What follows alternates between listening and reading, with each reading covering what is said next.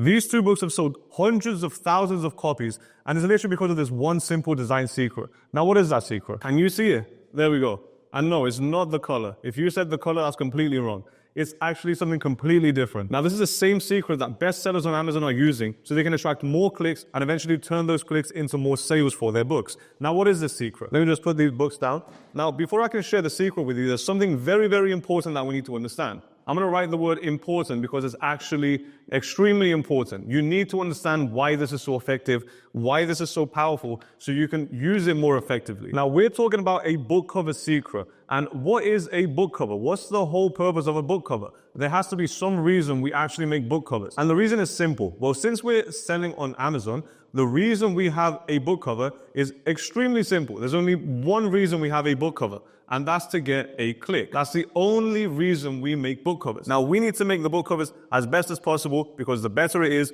the more clicks you get. Now, why is this important? Why does this even matter? Well, we need to understand the customer journey. So let's just say this is the search results for your niche. All your competitors are popping up, and one of these books is your book. Now, as soon as someone searches something, the only thing they see is what? Your book cover. So what do you gain? You gain an impression. This is the starting point of every customer's journey. I don't know if I spelled impression correct, but that's okay.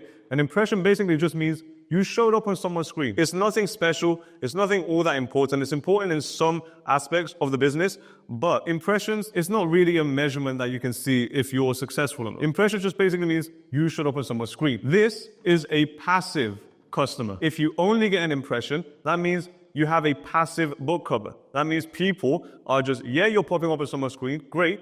You did your job there, your SEO is working, you're showing up on their screen, but they're completely ignoring you. They're just scrolling down. They don't even know your book exists. Now, why is that? Well, the reason can be that your book cover is just not good enough. It's not good enough to attract a click because the next step of the process is the click. If your book cover isn't good and you don't get the click, you can't get the sale. Who's going to buy your book without clicking on it first? It doesn't make any sense. No one can buy your book unless they click on it first.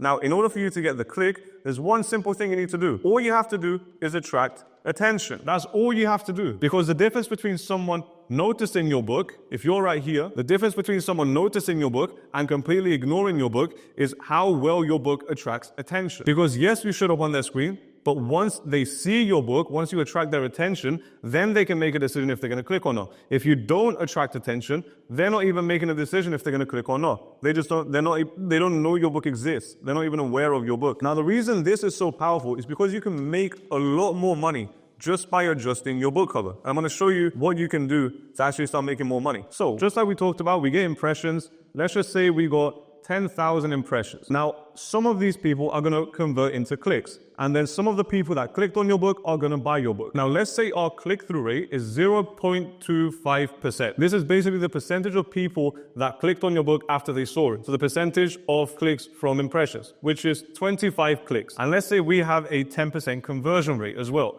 This is the percentage of people that bought after they click. So 10% of people that click on my book buy it. So if 100 people click on it, 10 of them will buy it.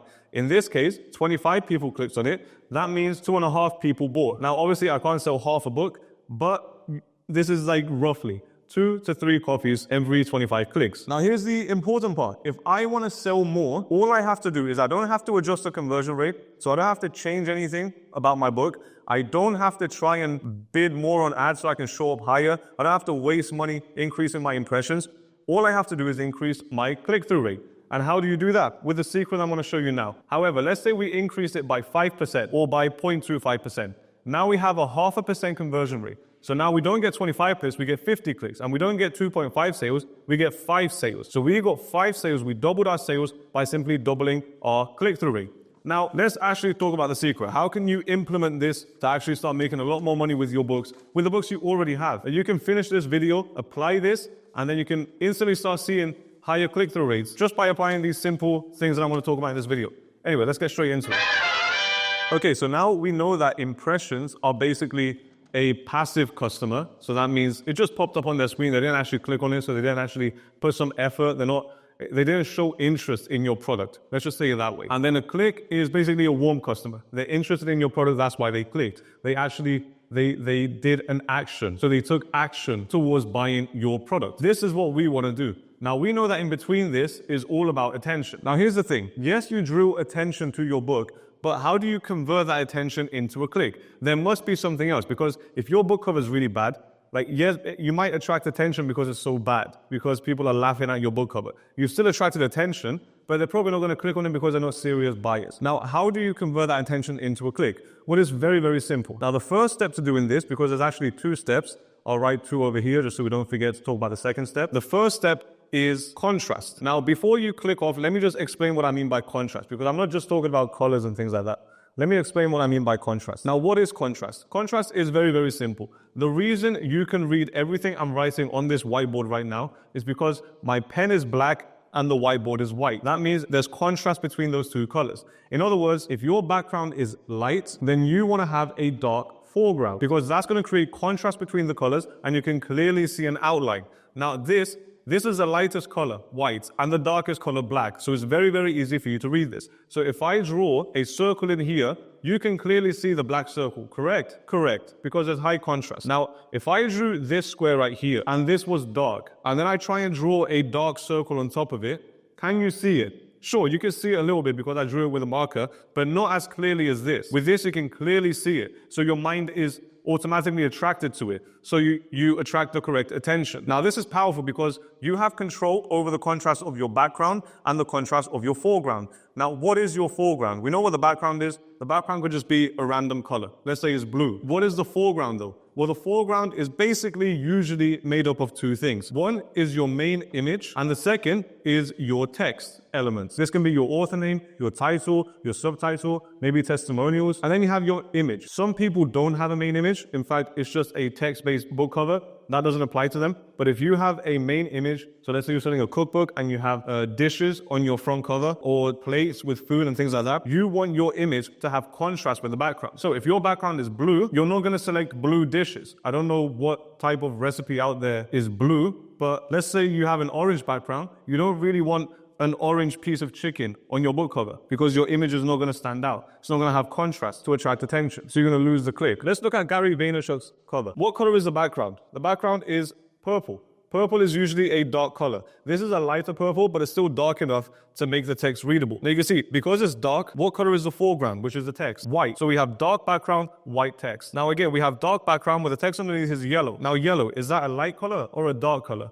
Well, yellow is very, very close to white, so it's a light color. Now, what is the background? Dark. So there's dark background and 2 light colored text. Now, what happens when he flips it? When the background is yellow, which is a light color, what happens then? Well, the text, that flips as well. Now the text is dark. So they're not going to put white text with yellow background, but they'll put black text because it's a dark colored text. So if the foreground is dark, then the background has to be light. That's how you create an easily readable cover, one that's going to attract attention, and you can use contrast. This is how you use contrast correctly. Now, if you ever do want to create more contrast, there's 2 things you can do. You can look at your colors. This is not a good marker. Oh, by the way, I was supposed to draw a nest for the owl. I don't think I can draw a nest, but I can draw a little branch for Ollie the owl. There we go. This looks like a decent branch. Little leaves sticking out. There we go. Nice little branch for Ollie the owl. Anyway, colors. Colors is a very, very good way to create contrast. But sometimes there's rare instances where you might have a yellow background and you still want to have white text. So it's 2 light colors. What can you do then? Well, it's actually very simple. All you have to do is use a shadow. I'll write it here. What's the shadow going to do? Well, the shadow is super, super simple. It just adds a darker layer underneath, so it makes the lighter parts stand out. That's why shadows are so important for creating contrast, which is going to attract more attention and turn it into a click. However, you attracted the attention, great, you have contrast, you added color, your image stands out if it needs to stand out, your text stands out if it needs to stand out. Also, sometimes in the background, you might want to have some elements. Again, contrast is very important. You don't want the background elements to attract too much attention. So you're going to want to make them lower contrast. So if I have a blue background and I'm selling a guitar book, let's say, and in the background I want to add some guitar note elements, but I don't want them to be easily noticeable, I can make it a lighter blue than the background. So it still stands out, but not too much. There's not too much contrast to attract too much attention. I want to attract attention to the important parts of our book cover. And that's exactly what we're going to talk about right now. I rubbed Ollie's nest away. It's okay, I'll draw a new one.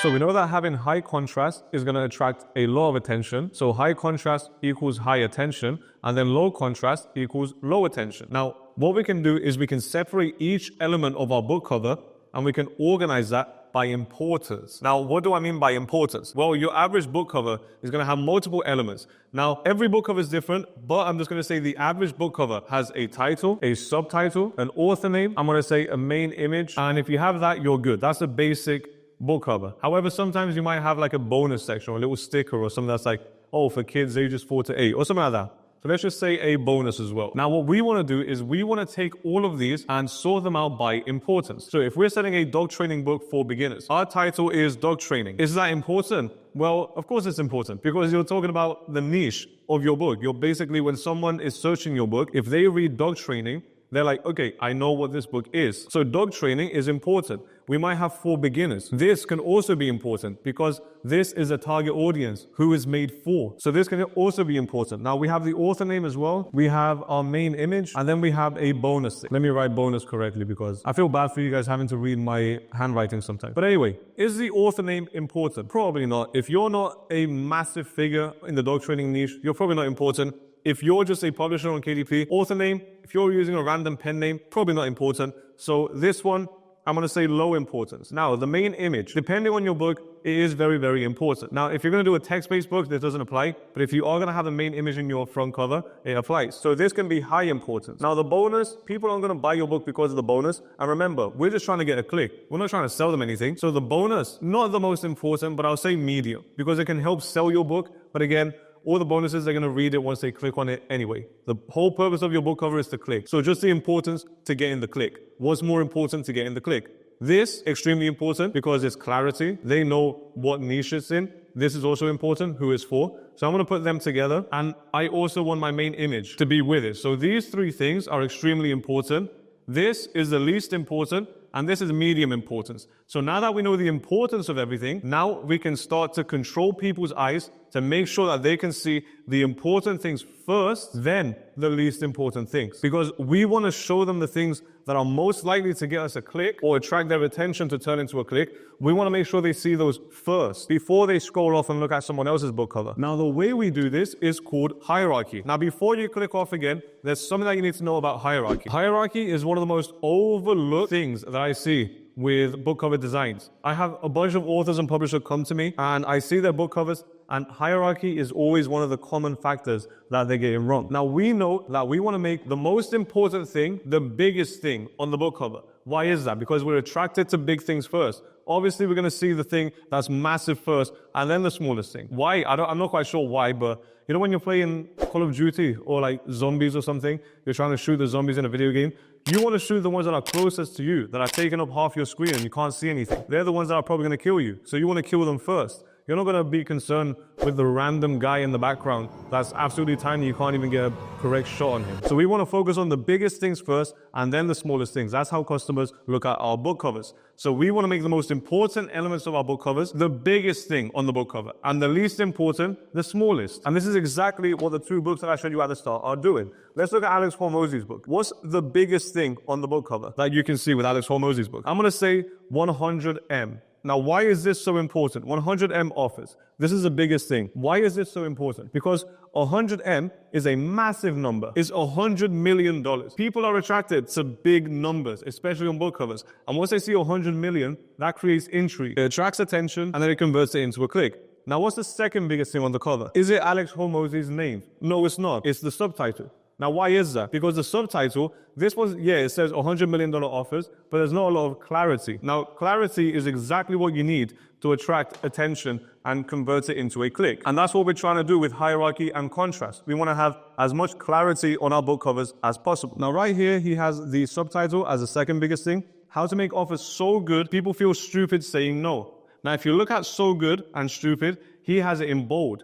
That's hierarchy in and of itself. So we're more attracted to the bold letters than the thinner letters. And it stands out when we read it as well. Then you don't go to the name, you go right here to this big yellow circle thing. Smaller than the title, smaller than the subtitle, but bigger than the text. The text is like thin and long, but this is big and circle. And it's right next to the main image. And what is this? Over 500,000 copies sold. That's social proof. That's for you to trust the person that's writing this book. So he attracted your attention. He told you exactly what he's going to show you inside the book. So it's completely clear what he's selling.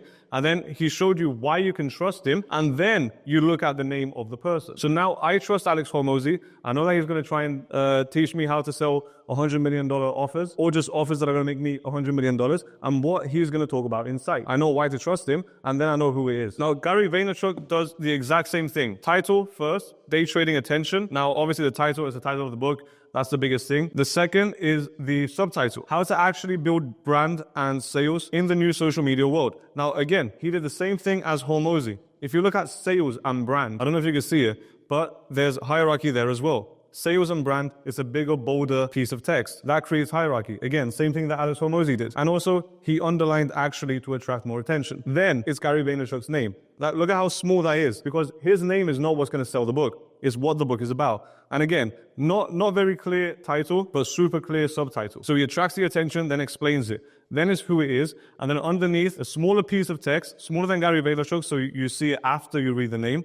Again, social proof. #1 New York Times bestselling author. And then finally, the smallest piece of text, the largest one that you're going to read last, is a testimonial. Again, more social proof why you should trust it. So they're slowly guiding you on what to read, when to read it, and all of that. They're controlling your eyes through the design so they can convey the information in the correct order. And that's what you need to do with your book cover. And what I've seen works with the clients that I've worked with. All my students in my program, they're using hierarchy and seeing very, very good results with their book covers. Way higher click-through rates, and that converts into more sales. So if you're able to implement contrast and hierarchy effectively in your book cover designs, you need to make sure it's effective. You can't do a terrible job and say, oh, contrast doesn't work and hierarchy doesn't work. You have to do a good job. If you can implement these correctly, then you're going to see drastic results with your book cover. Now, if you're part of my program, you can just go in the book cover module. I have everything there. You can learn everything I know about book covers, so you can quickly see results with your book covers. If not, and you're interested in it, just click on the description. That's going to tell you a little bit more. But yeah, if you're still thinking about, oh, I don't know where to start, I don't know how to do my book cover, I still need more advice, click on this video right here. That's going to help you. I talk about book covers in this video. I share some more secrets. That's going to help you get started with your book covers. But anyway, yeah, go out there and make a bunch of money on KDP.